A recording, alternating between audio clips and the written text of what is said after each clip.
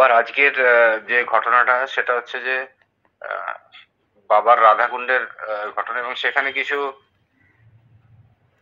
মানে আমার মনে হয়েছিল এই ঘটনাটা হচ্ছে একটু অন্যরকম বলা উচিত।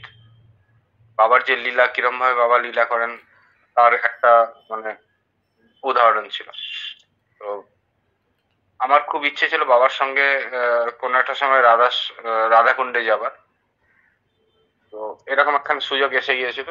তো হীরামন ছিল বাবার সঙ্গে। হীরামন তার আগে যখন প্রোগ্রামটা হয় তখন বললেন যে দাদা, যদি আপনার ছুটি করতে পারেন তাহলে আসুন রাধাকুণ্ডে, বাবার আছে। এবং কোইন্সিডেন্টালি ওটা রাধা অষ্টমীর সময় ছিল।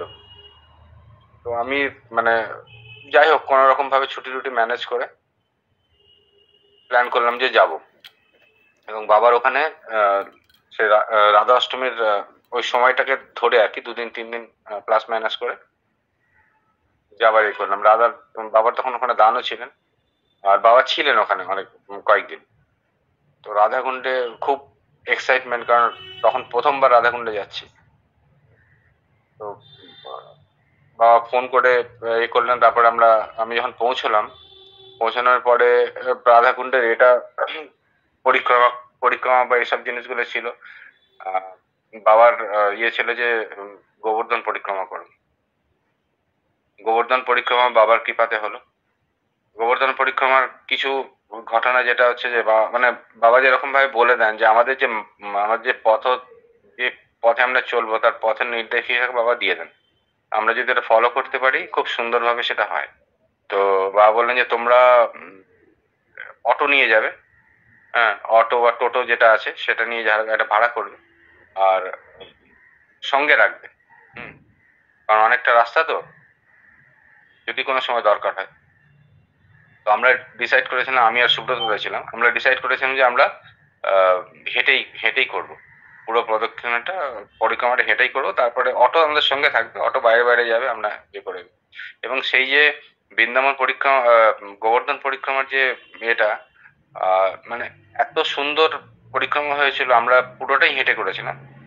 এবং মানে অদ্ভুত একখান অনুভূতি হয়েছিল যে আমরা কোন জায়গা দিয়ে আছি, কোনখান দিয়ে, মানে ভেতর দিয়ে আমরা সেই পরিক্রমার যে মার্গটা ছিল, মানে বাইরের রাস্তাটা দিয়ে করিনি, ভেতরের যে মাটির যে রাস্তা সেই রাস্তা দিয়ে করেছিলাম, ভেতরে পার্কের মধ্যে দিয়ে। মানে একটা অদ্ভুত অনুভূতি হয়েছিল।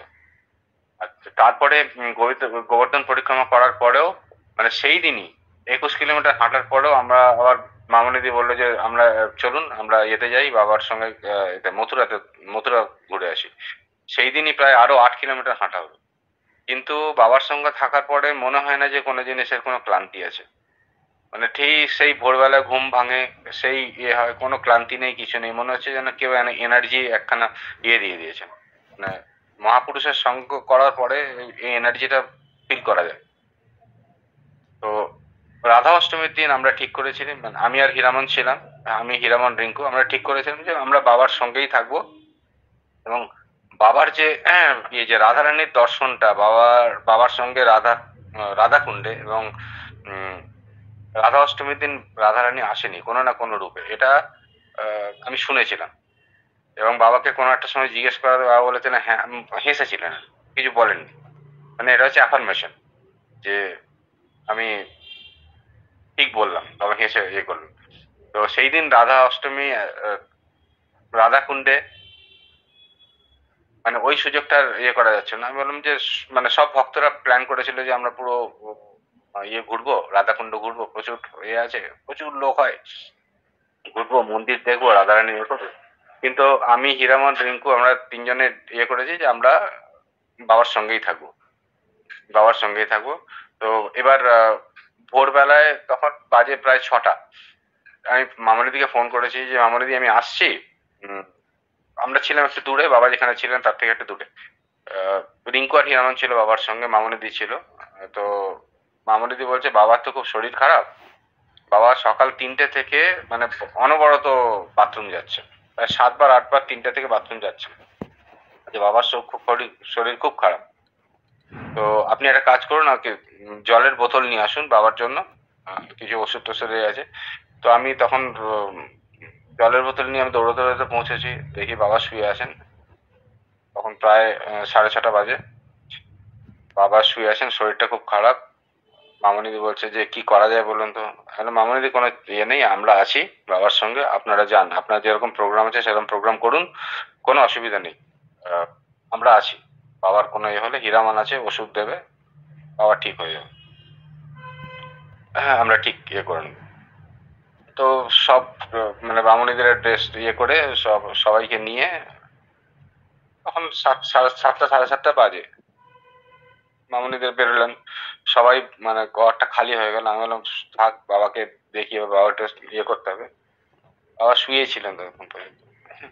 তারপর কিছুক্ষণ পরে হঠাৎ করে দেখি বাবা উঠে বসেছেন, উঠে বসে ডাকছেন, এবং খুব ইয়েতে এমন ভাবে উঠে বসলেন, মনে হলো ওনার তো কিছুই হয়নি। মানে ওই যে 7 বার ইয়ে করে সকালবেলা থেকে ওরকম ভাবে বাথরুম যাচ্ছেন আসছেন, বাথরুম যাচ্ছেন আসছেন, মানে কোনো চিহ্নই নেই তার। একদম লাফিয়ে ইয়ের উপর বসলেন, বসে বাবা নিজের শিখাটাকে মারলেন, বেঁধে বলছেন চলো। আমরা অবাক, কি করবে এখন। হ্যাঁ, বাবার এই যে শরীর খারাপ ছিল এর মধ্যে দৌড়াদৌড়ি শুরু করেছেন।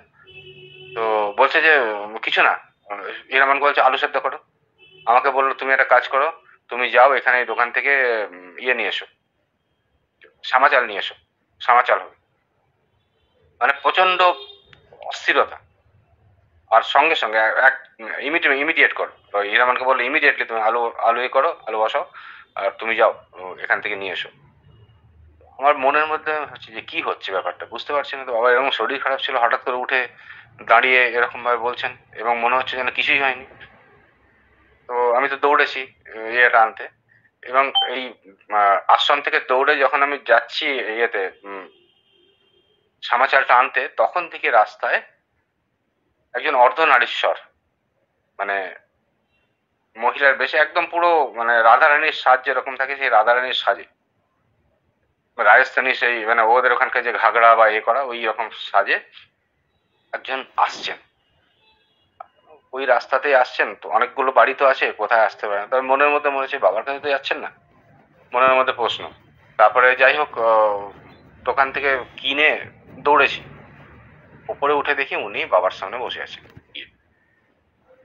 এবং বাবার যে কি আনন্দ, মানে বাবা বাবা তো এক্সপ্রেস করেন না, কিন্তু ওই আনন্দ থেকে বোঝা যায় যে বাবা কি জিনিসটা বলতে চাইছেন। হুম।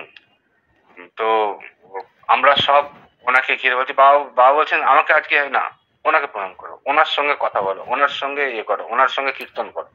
হ্যাঁ, আর এসেই সেবা, সেবা দাও, সেবা দাও, এই দাও, এই দাও, ওই দাও, মানে মানে প্রত্যেক মুহূর্তে বাবার ইনস্ট্রাকশন, এই জিনিসটা করো, ওই জিনিসটা করো, এরকম করে বাবা নিজের সেবা দিতে শুরু করেছেন। তো মানে বুঝতে পারছি না যে কি হচ্ছে। তো মন একদম আনন্দে উত্তাল। বাবার যে ওইরকম আনন্দ, এত খুশি বাবা, তো কারণটা বোঝা যাচ্ছে না, বলছেন না কিছু। কিন্তু মানে সেই দিন আমি বাবাকে প্রথম দেখলাম যে বাবা একটা ঘরে বসে আছেন, আর আমরা বারান্দাতে বসে ওনার সঙ্গে কথা বলছি। হ্যাঁ, পুরো গোল করে ঘিরে বসে ওনার সঙ্গে কথা বলছি, উনি আমাদের অনেকগুলো ইয়ে দেখছেন, বাবা উঁকি মেরে মেরে দেখছেন ওনাকে। মানে বাবার এই যে রূপ আমি কোনোদিন দেখিনি, মানে কাউকে যেন দেখছেন উঁকি মেরে মেরে। মানে আহ, আর এত আনন্দ হচ্ছে। হ্যাঁ, সেবার পর সেবা চলছে, এই সেবা দাও, তারপরে এই সেবা দাও। আচ্ছা, ওনাকে জিজ্ঞেস করো কি সেবা করবেন। হুম। বাবা বলছেন আমি নিজে সেবা দেবো ওনাকে। আর তোমরা তোমাদের যা যা জিজ্ঞাসা আছে বা এ আছে, তুমি ওনাদের সঙ্গে ওনার সঙ্গে কথা বলো। তো এইরকম ভাবে পুরো দিনটা মানে কীর্তন আর এতে কেটে গেল। উনি কীর্তন করতে শুরু করলেন, আমরাও কীর্তনে এ করলাম, আমাদের নাচ শুরু হলো। আর বাবা কিন্তু বসে বসে দেখছেন চুপচাপ, খুব এনজয় করছে। তারপরে এইরকম হলো, উনি বিকেল বেলার দিকে বললেন আমি তাহলে আসি, বাবাকে এ করে। বাবা বললেন এসো। তো বিকেল বেলায় এরকম এ করার পরে বাবাকে আমরা একটা সময় জিজ্ঞেস করলাম যে বাবা, শরীরটা হয়তো এনার আমরা জানি, কিন্তু এনার যে ভাবটা ছিল সেটা কি? ভাবেই তো সবকে পাওয়া যায়। বাবা বলছেন এনার ভাব ছিল রাধারানীর ভাব। আজকে রাধা অষ্টমী, রাধারানীর ভাবে উনি এসেছিলেন। এবং অদ্ভুত জিনিস, মানে বাবাকে যে আমি এত আনন্দিত হতে খুব কম দেখেছি। এরকম দেখেছি, কুম্ভতেও দেখেছি, কিন্তু মানে এই খুব রেয়ার অকেশনে বাবা এরকম ভাবে খুশি হন। হুম। মানে বাবা যেন বাচ্চা ছেলের মতো তখন লাফাচ্ছেন বা এ করছেন, ব্যবহার করছেন আর কি। তো এই জিনিসটা মানে আমাদের চাক্ষুষ দেখা, ভাবটা বোঝা, এবং রাধাকুণ্ডের মহত্বটা বাবা আমাদেরকে কিছুটা, মানে রাধা অষ্টমীর দিন যে কিরকম জিনিস হতে পারে, আর বাবা যে মানে উনি অ্যাকচুয়ালি যে কে, রাধারানীর যে খুব কাছের যে কেউ, সেটা ওই সময় বুঝতে পেরেছিলাম। আমার